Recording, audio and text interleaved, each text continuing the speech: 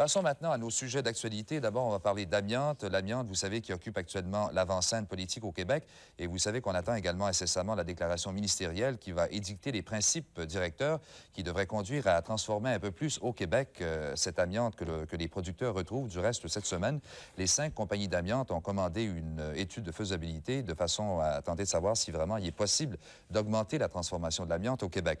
Alors ce soir, on vous propose un portrait qui a été tracé par Hélène Robert et par Guy Lamarche.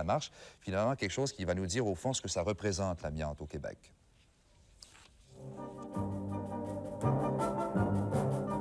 Il y a 100 ans maintenant qu'on extrait l'amiante au Québec.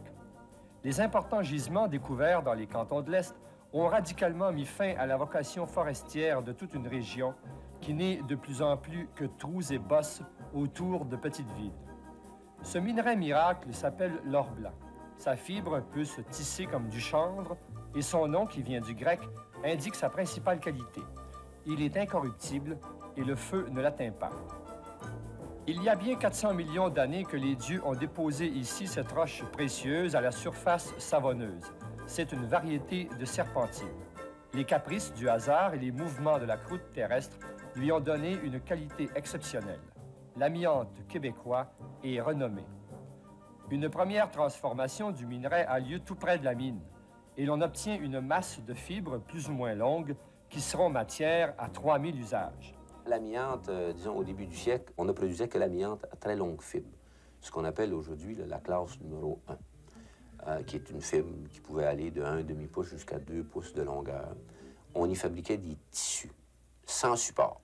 On fabriquait des tissus tels quels. On prenait la fibre que vous voyez là. Vous avez un magnifique morceau ici. Là. Prenez la fibre qui est très longue, c'est comme une laine. C'est même plus doux qu'une laine d'alpaca, ou une laine de lama, de yama. Et puis, on en fabriquait des tissus. À part du vêtement, la révolution industrielle lui a trouvé 1000 usages. 1000 usages. On va s'en servir surtout dans la fabrication des garnitures de frein. Garnitures de frein à cause de ses propriétés physiques. La fibre d'amiante absorbe la chaleur. Puis vous savez que... Mais ne brûle pas. Mais ne brûle pas. Alors, vous savez que quand vous appliquez le frein sur une automobile, vous dégagez par frottement une quantité énorme de chaleur. La fibre d'amiante a cette propriété d'absorber la chaleur.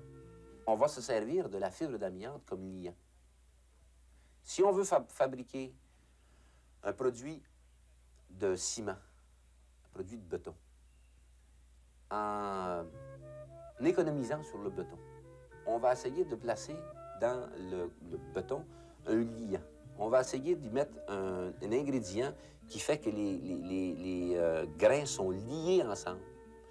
Et puis, on va se servir de la fibre d'amiante pour lier ces grains-là. De la même manière qu'on va se servir d'une tige d'acier pour lier le béton dans le béton armé. 70% de tout l'amiante en dehors de l'URSS sert à fabriquer de l'amiante ciment, qui est toujours fini près du marché des utilisateurs, ce qui explique l'objectif de seulement 20% de transformation secondaire au Québec. En demander davantage serait irréaliste. L'Union soviétique est le premier producteur d'amiante du monde, mais elle exporte peu, et 1 million de tonnes de sa production sert annuellement et uniquement à construire du ballast de chemin de fer.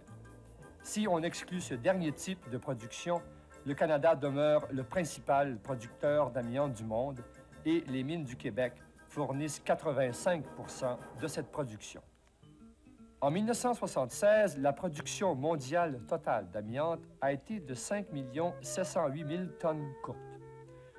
L'Union soviétique vient en tête avec plus de 2 500 000 tonnes. Puis, c'est le Canada avec 1 690 000 tonnes, dont plus de 85% au Québec. L'Afrique du Sud et la Rhodésie en particulier, l'Afrique produit 720 000 tonnes par année. L'Europe, 320 000 tonnes, surtout en Italie.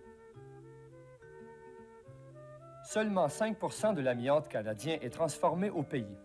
Mais c'est vers les États-Unis que s'exporte près de 40% du minerai brut où il subit la transformation. L'Europe en prend 30%, l'Asie 14%, il s'agit surtout du Japon, l'Amérique du Sud 7,5%, l'Australie et la Nouvelle-Zélande 3 % et enfin l'Afrique 1 %. 5 compagnies minières seulement font maintenant toute l'extraction au Québec. Elles fonctionnent presque à pleine capacité grâce à une opération continue et gigantesque de marketing à la grandeur de la planète. Mais déjà, elles affrontent quotidiennement les réticences à utiliser l'amiante à cause de ses effets néfastes sur la santé et aussi l'apparition fréquente de produits substituts. La question est donc complexe. Comment transformer au Québec beaucoup plus d'amiante en toute précaution et à des prix concurrentiels et continuer à occuper la première place sur les marchés d'exportation du monde libre?